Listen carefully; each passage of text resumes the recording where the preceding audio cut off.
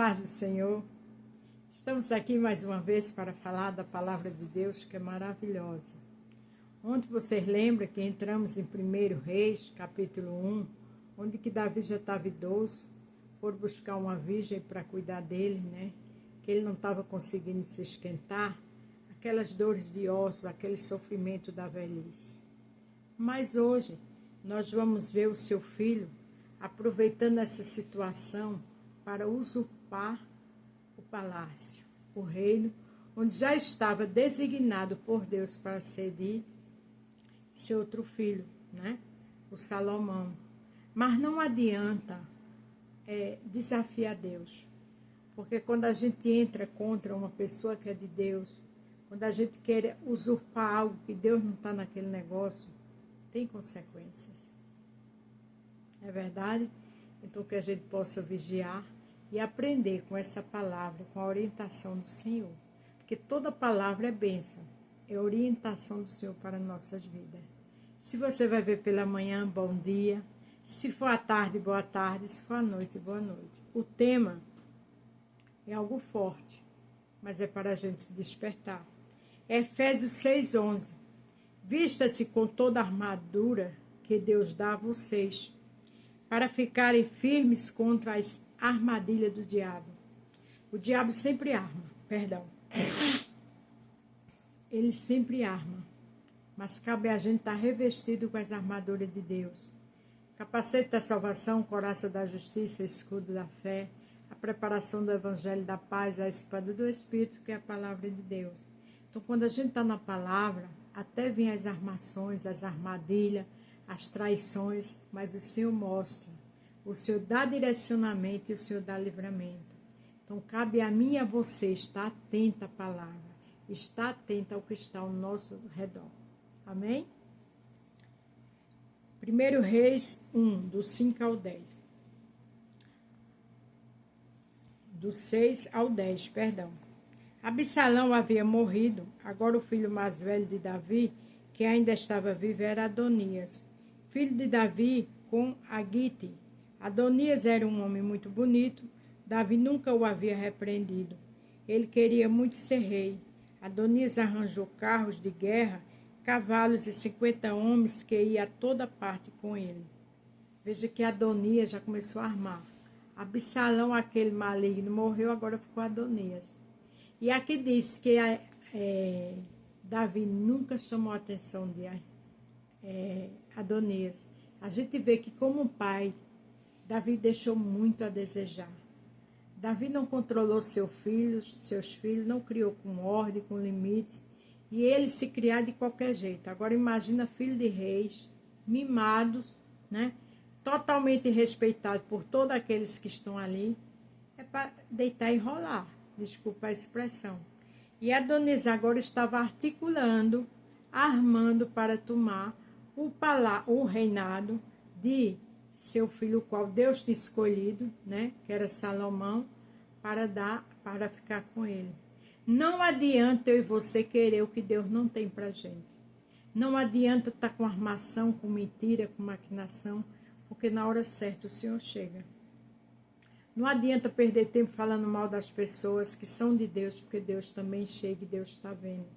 Então vamos andar com a verdade. Vamos querer só o que é nosso. Davi estava envelhecido, com certeza, mas Deus não. Ele nunca muda. Ele vê todas as coisas. Adonias falou com Joabe, que era filho de uma mulher chamada Zeruia, e com Abiatar, o sacerdote. E eles concordaram em ficar do lado dele. Veja que Adonias já criou uma equipe, né? Aquela articulação política. E a gente vê que Joabe sempre era aquela pessoa que não tinha um caráter definido. Porque Davi, volta e meia, estava tendo dificuldade com Joabe. E Joabe era seu general. Joabe sabia, como todos sabiam, que o rei seria Salomão. E Salomão foi escolhido por Deus. Agora veja o que é uma pessoa bater de frente com Deus. Porque a partir do momento que eu quero uma coisa que Deus não quer, a partir do momento que eu estou querendo mexer com algo e foi Deus que determinou para alguém, eu estou brincando com fogo. Eu estou querendo dizer que eu sou mais forte do que Deus. Eu estou falando mal de pessoas de Deus. Eu não estou dando crédito a Deus. E isso é muito sério, não é verdade? Mas os sacerdotes Zadok e Benaia, filho de Joaide, Natã e o profeta Simea, rei e os guardas e os guarda-costas de Davi não ficaram do lado de Adonias. Essas pessoas tinham compromisso com a verdade. Essas pessoas sabiam que Deus tinha escolhido era Salomão. Deus é justo. E quem conhece Deus fica obedecendo. Porque a Bíblia diz que é melhor obedecer do que sacrificar.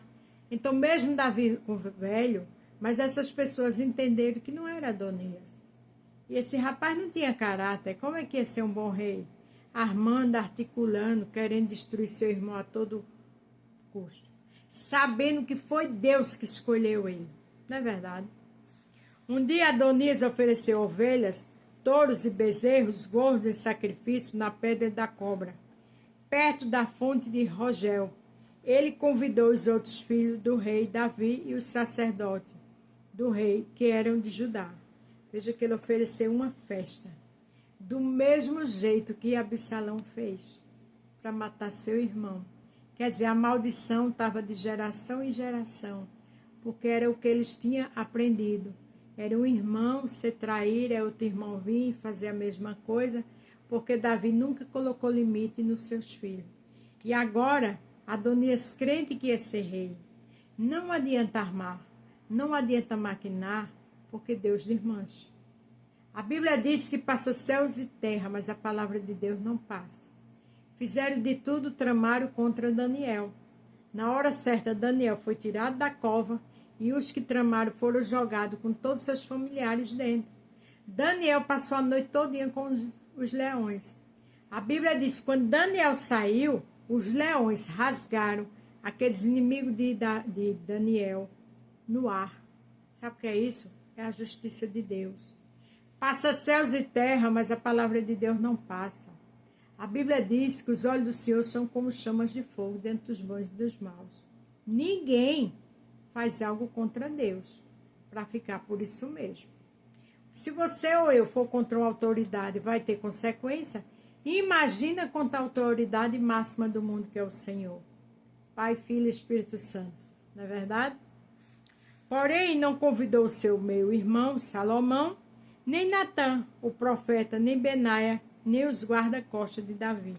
Veja que ele só convidou quem ele queria. Mas as pessoas certas que sabiam que sabia que Salomão seria o rei, Natã não convidou.